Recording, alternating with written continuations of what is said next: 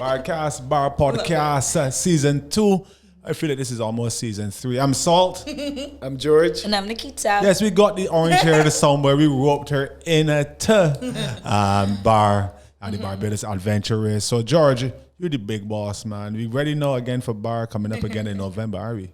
Yes, sir. Absolutely. Obviously, with COVID-19, we missed our June dates. Yeah. But what I'm really happy about is that there's so many people who are really excited for November. Tell me about it. The lockdown was good for people from a point of view of having a chance to just focus on training for some people. Mm-hmm. And there's so many groups out there training already that I think November is going to be incredible. Yeah, I actually do agree with you with the lockdown being beneficial in both ways. Some people got to understand that they can train at home. Right. They started to do a lot more running at home and doing stuff with their body weight at home.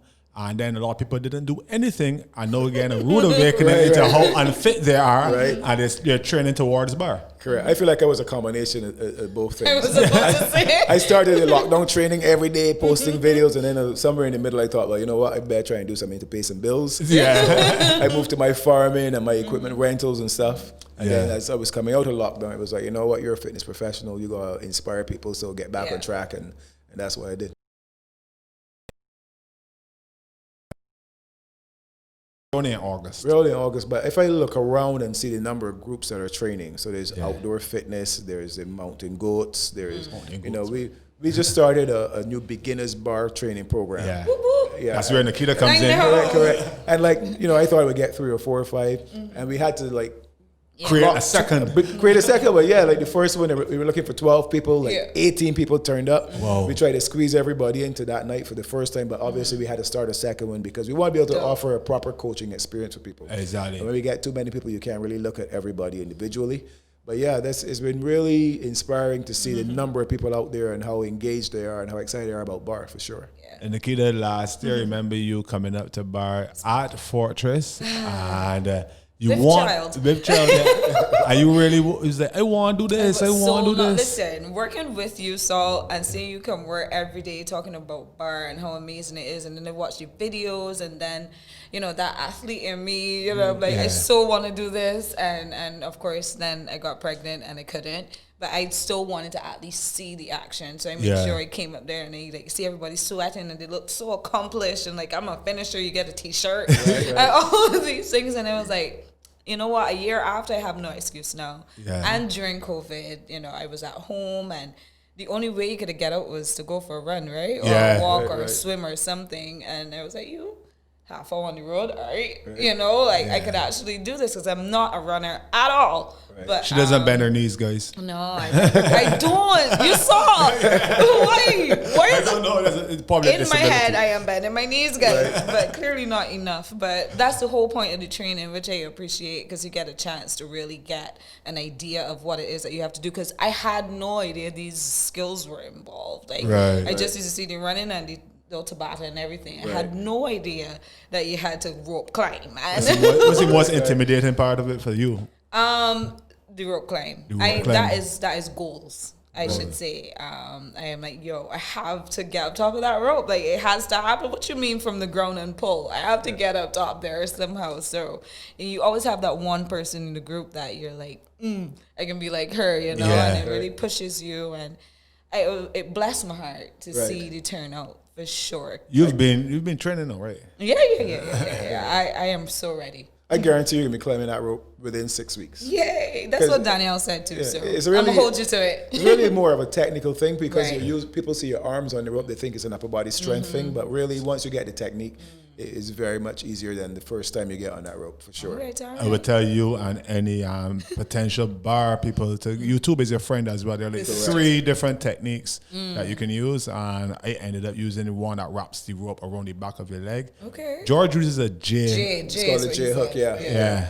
Because the J hook, you can do it without insurance, right? Because the rope doesn't burn your leg. If you make a mistake, the rope doesn't burn your leg. If you got tights on, then the S or one of the others are good secure techniques as well. But I like J because I find it to be quicker for me as well. There's a crunch with it, and I'd like to compensate because upper body, but I would use my legs and the core. To do something to get me up there. The point is to get up there. So, are you interested in the individual or the team?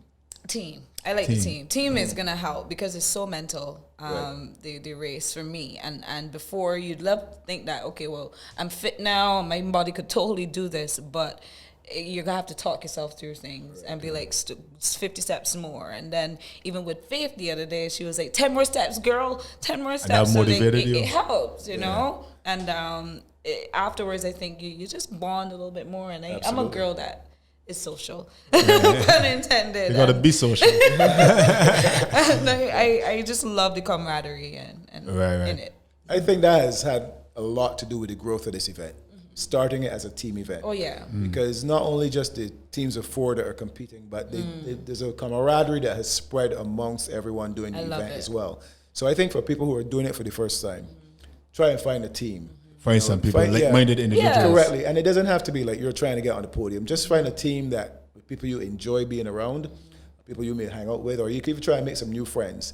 And, you know, make it an experience, because the whole thing is so much fun that when you feel so empowered when you afterwards to know that you did that. Like, I did a 5K. And we've introduced a new event this year for persons like yourself. Maybe. I mean, I know you're an but then she's going to be competitive. She might be, exactly. So we've introduced what we call an open wave. Okay. So we have our typical competitive wave where you're coming and you're trying to push against the clock. You're trying to make day 2. You're trying to podium. Maybe you've done bar before. Maybe you feel like a certain level of fitness and you're really going after it. And then there's those persons who are like, you know what, I ain't sure about this thing. I would like to try it first. I don't want to feel like I let know my teammates.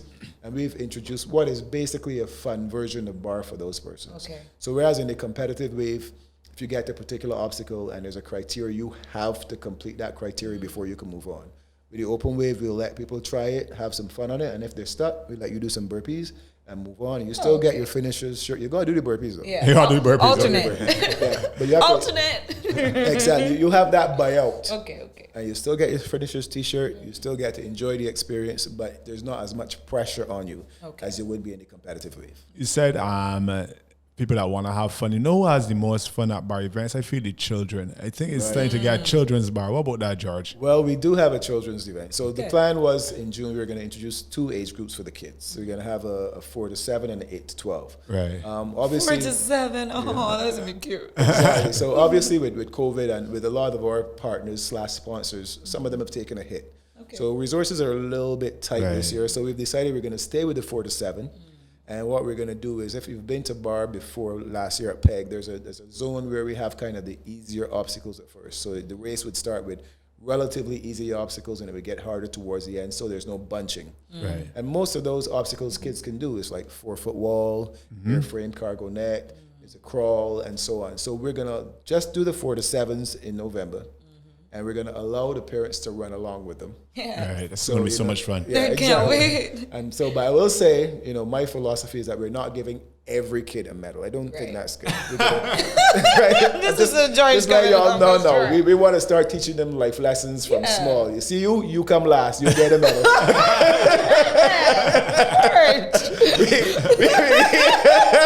You come last. We can get a t-shirt. Got along, right?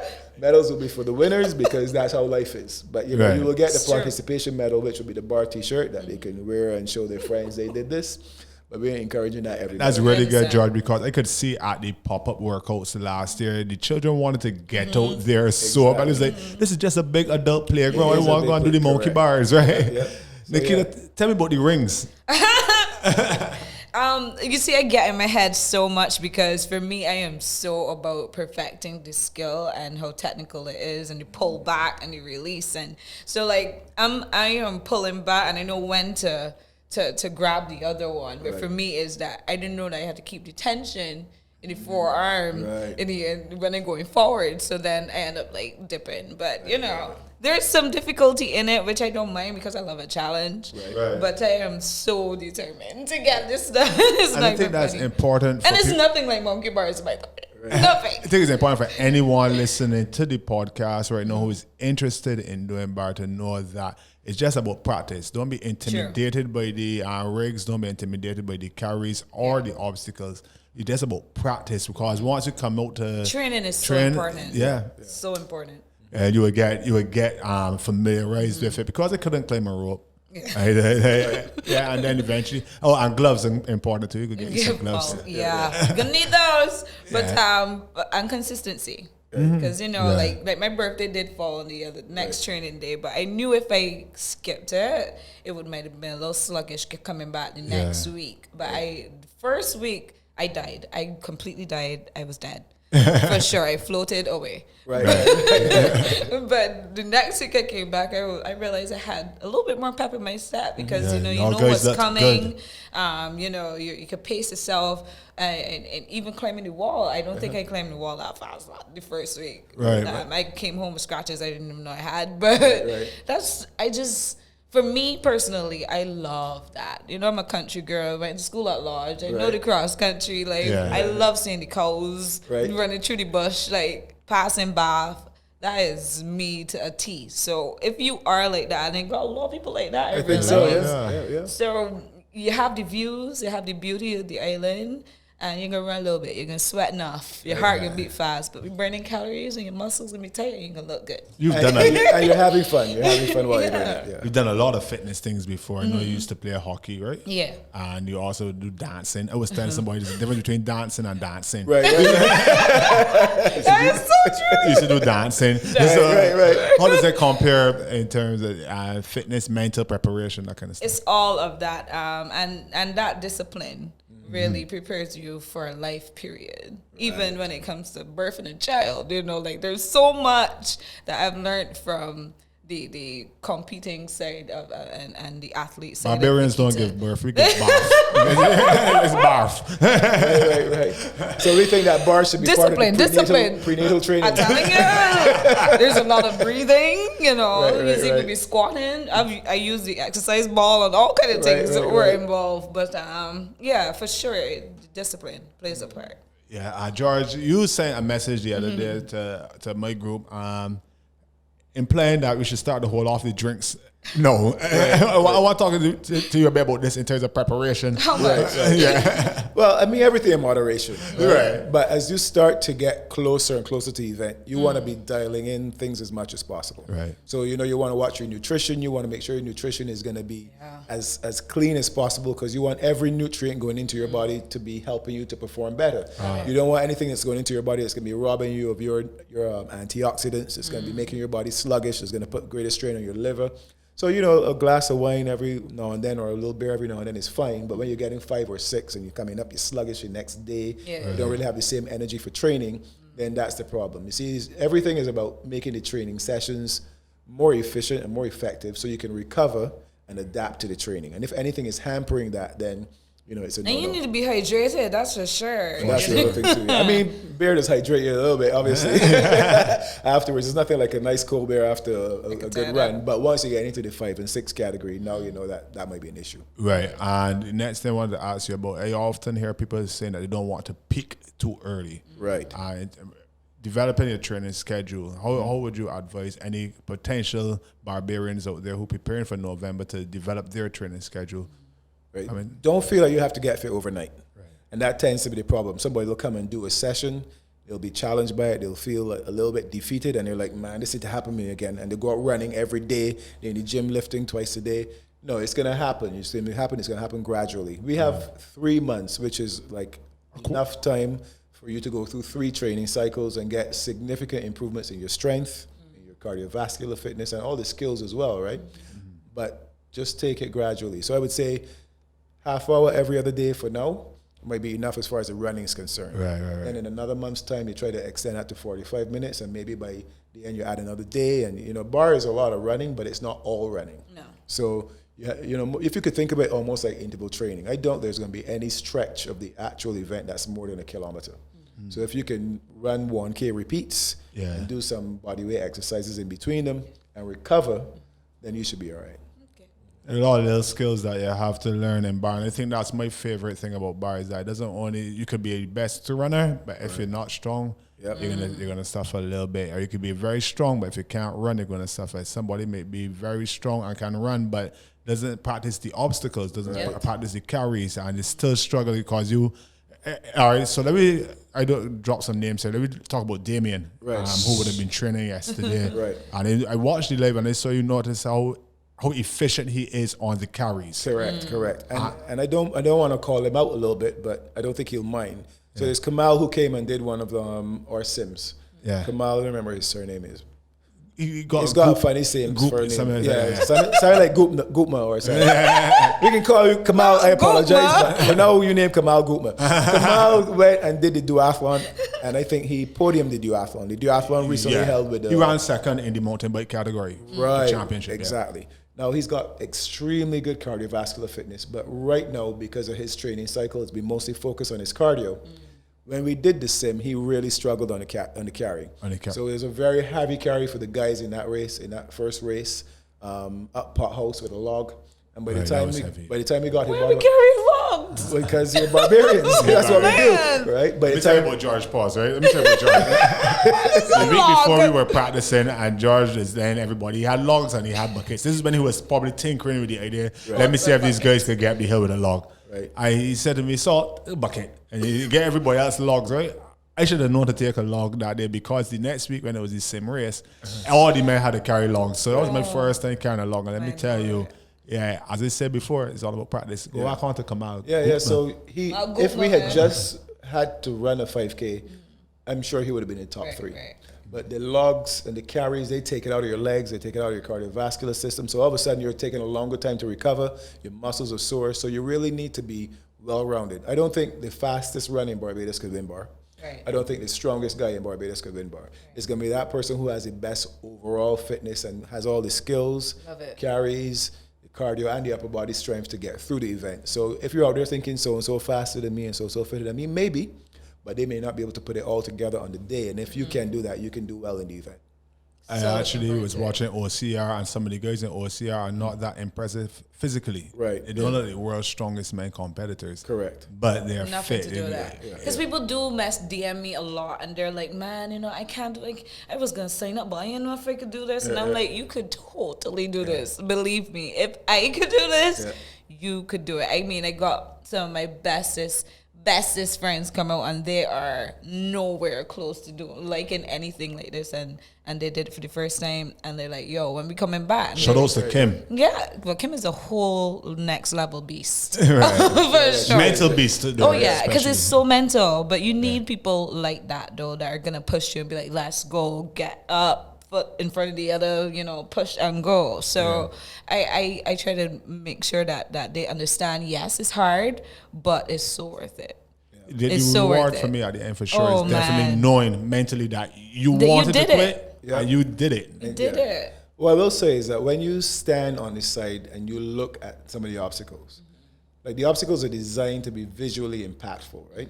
So you look at the A-frame cargo net, for example, and it's like, that thing looks so high. But then you get on it, ain't nothing. A-frame cargo net is very easy. You just follow yourself up the rope and you come down the other side. You feel like a child playing on it. There are some obstacles that are a little bit more technical, but even 4-foot walls and 6-foot walls, you feel once you go and you jump your fingers on the top, it's all over. So that happens to me every week with the 8-foot wall. I'm like, no, this is not 8 foot this week. He put it taller, but then you go, you get closer. You scaling the wall is you legit scale the wall though. So you just run up the wall and just slide back down. Yeah, but as he said, it's just about getting over that intimidation, that initial intimidation. Yeah. I love it.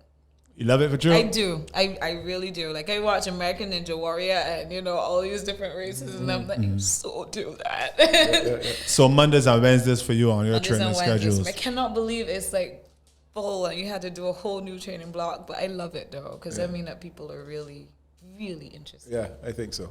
Yeah, definitely. So we're looking out for BAR in November. The dates again, George? November 21st and 22nd. So on the 21st, we're going to have the singles event in the morning. Last time we started quite early because I wanted to give athletes who were doing the singles and the team time to recover. But everybody was in Peg in the dark, and it wasn't really much fun. So we're going to push back that time a little bit. We're going to start into the hot sun. 7:30 on the East Coast. The good thing about Peg is there's always that nice breeze coming off the Atlantic, that East Coast trade. Yeah. What do you call it? The trade winds. Yeah. Trade wind breeze. Right. So that always cools you down. So we do the singles in the morning. There's a slight change to the program this year from previous years. So we're going to do the eliminations for the competitive event, and then we'll do the open event afterwards. But we've moved the corporate event to Sunday. Right. So what we found before in the past that we had everything on the Saturday and all the traffic that brought, and then it was just the finals of the competitive event on the Sunday. So now we're moving the corporate challenge and the kids to the Sunday, and then it would just be the finals for the bar. Those guys who get the rash guard and come back. Still trying to get one of those guys. A lot of people always accusing me of being like, "Oh, you're just a barbarian. You experience it." I ain't got a day 2 rash guards yet, so still amateur. Right. Well, again, as far as shirts, man, we want a shirt. Let me tell you that rash guard is like gold dust because I make sure I know how soft I am, right? So I make sure that nobody can beg me for one. I don't believe you, by the way. I do not believe you. He does not have any more. I never even seen George. I seen you in one of those already. I don't think I mean when he said that he's soft. Listen, I'm a softie at heart, so I know that if the right person comes up to me and says, "Man, George, you want one of rash guards?" I might end up giving it to them. So I make exactly the number that we need for the finals. There's 100 people who make the finals, 25 teams of 4. So I make 100 and like 5 of them, and the other 5 are for sponsors for their posterity for the event. And you can't beg me for one because I ain't got one. Yes, definitely doesn't have one. You cannot buy one. The person you that's have making to earn them got to sign a contract. Yeah, of course, yeah. And they're not even made in Barbados. Good. We make sure that you have to earn one of those. Once you earn one of those, you know that you've made some real significant achievement as far as your fitness is concerned. I want a rash guard though. All you gotta do is get to day 2. Yeah. You're a team of. So what I would advise you to do though is to get a team together from now. It's happening. Start to get a team. Get 2 guys. You know it's official when you got a group chat. Well, you got a group chat already. If you got a group chat already, you are halfway there. You're probably on the podium. Just because of the group chat, you're probably on the podium already. I am so determined. You have no idea. You could let us know who is going to be on your team, or is it top secret? It's gonna be the besties for sure. Wow. But we are so. That means So mind your excited, business. honestly. That means mind your business. So, Not just saying besties, but I know Nikita to have all female besties. Because so. Usually on social media we look like we would never. Right. But we are. And Show those to Jose. Yeah. She's so pumped. So yeah. So you'll see. We gotta come up with a name. Definitely first. 2 men and 2 women. Yeah. Okay. So you gotta make sure you don't turn up with you, Jose, Kim, and Anandi. Kim and Nandi could both be men right now at this point. That's all I'm saying. They for sure can live them logs. Yeah. Barbados Adventure Race would like to be clear that we do not endorse that comment. we're distancing ourselves. I mean in terms of fitness level, people. Yeah. Right. Nah, it's all going down in November. I just want to keep reiterating that to you, the listener, right now, because if you're listening to this podcast, that means that you are interested in bar. You're interested in becoming your best self. Interested in strengthening your mind, and as George said, once it's strengthening your mind. I'm trying to get some calluses on my brain right now. Calluses on the brain. I'm going to get calluses on my brain to block out the pain. That's new lyric. That's all I'm saying. You need to come with a bar song. Well, you can sing it. Yes, I'll sing the hook. I'll be the biggest cheerleader. For sure. Like when I done the race, I'll be like, yeah, guys, so good. So you think you're gonna do the competitive wave or the open wave? I want to aim for the competitive wave. I think that's a good idea. I think that's good though. Yeah, man. If you're doing it, do it. As George said, we got 3 months to go. Yeah. And More than enough time. if you're coming out for the classes, the beginners classes, I will recommend that you do the beginners classes September and Monday and Wednesday. And probably even by mid-October, you can step up into doing some advanced stuff. Even if you get your tail burst, right? You better get your tail burst in October than in November. Correct. And for those of you who are like, man, I can't make none of them training times, how I can ever get to see the obstacles and so on, remember we have the pop-up workouts, right? Oh, those are coming. Those are coming. So we're going to we had 4 last season. Again, resources are a little bit short with COVID, so we're going to have 2 this time. And what we're going to do in those 2 pop-ups is just show all the new obstacles. So what the pop-up workout is, we take some obstacles, we set them up, and we give people a chance to either race them, like we've done in the past, and this year we're introducing a new element. So we have pop-up playground and pop-up workout. And the playground would be you would come, you would get on the obstacles, we put some coaches on them, you would get a chance to try them, figure them out, so you'll come back in November and do them. And the pop-up workout will be for the guys who've been training all the time. It's like, right, I want to push myself on this. I want to see how fast I can get through this obstacle. I want to see how much faster a Dande is than I am. Exactly. Dande. Significantly. Now, we dropping names because, and you listening right now, you could be a part of this community as well. Everybody is a community, as George said. We all training together. People from rival teams training together, because at the end of the day, everybody wants to beat George's obstacles. That's the goal. The goal is to make sure that George can beat me. Like every time George said a workout, we want to make sure that we standing up afterwards. Correct. Right? Yeah. Love it. So we're going to launch registration in about another 2 weeks. Okay. And there's going to be an early registration discount as well, which we think is, again, important in these times. So look out for the page. The page is bar_race on Instagram. It's Barbados Adventure Race on Facebook. Look out for the page. We tend to do a little boost as well. So follow the page. Yeah. So that once we put up that registration, you can go on there. You can save the $50 by registering early. And also we have a bunch of ambassadors like Salt and Damien, some of the names we've been mentioning, where you can get a promo code from these guys and get a little bit of a discount on your registration as well. So And users. Yeah, use mine, guys. Yeah, so follow the pages for sure, because that's where we tend to do most of the updates. And a lot of people who are indeed following the pages that have not even done Barbie. A lot of people will tell me they've seen me working out. Oh, I see you up at Peg, I see you at Fortress. Right. Working out and getting it in, because I think it's very important. Having done it before, We all want your energy, Salt. That's what this is really we want your energy. Always saying right now, to me, my biggest message for this podcast is for people to get going from September. Right. Get going. Don't let, because the bug will bite you. Correct. You are going to want to do bitten. it in November. Do not wait till October to say, oh, shoot, everybody training, and then they try to get involved. No, get the registration in 2 weeks' time or so. Follow the bar race page and start to run. Even if you just, George said, every other day, little half hour running, and get that breathing. I see a friend of mine that she has never done bar yet, actually. She sent me her 5K times regularly now. Easy. She getting ready. Right. I know exactly what's happening there. Yeah. Last time I want to ask George on air live. My birthday is October 22nd. It's a Thursday. Right. That's the second pop-up. You have exactly. You have October the 1st is a Thursday. The 8th is a Thursday. The 15th is a Thursday. It sounds like the 22nd is going to be a race sim for you. Exactly. Nikita had a birthday workout. I want a birthday It was so workout. good. Yeah. Absolutely. You heard it here first. So go follow the page, guys. Make sure you register early. Link up for that promo code to get the little discount off of it. I remember we got the kids waves and the open waves this year. Correct. And big shout out to our main title sponsors, ICBL, always there when you need us most, and Republic Bank. I'm not sure what their slogan is. We're there for you. We're there for you. Yes. We're the one for you. We're the one for you. I think we better get that slogan right before the next podcast. Yeah, we can definitely get it before right. it loses sponsorship. They're there for us. Oh wait, I got something big. I think we can get in this last minute. Yeah. So the Amarone Trust and Fund, they've helped us out in the past. Right. And for the singles event, they want to do something that has a charity aspect. So we're not just doing first, second, and third. We're doing 1st to 10th in prize money in the singles, and they're going to match the prize money and give it to charity. So when you come, you can say, I want to run for the Diabetes Association. Okay. And if you, whatever position you finish in, that money will be matched and given to the Definitely Diabetes running Association. for Marina House. Absolutely. Yeah, absolutely. Definitely, yeah. My mind's made up. That's great news, George. Yeah, so, thank you for coming. Thank you.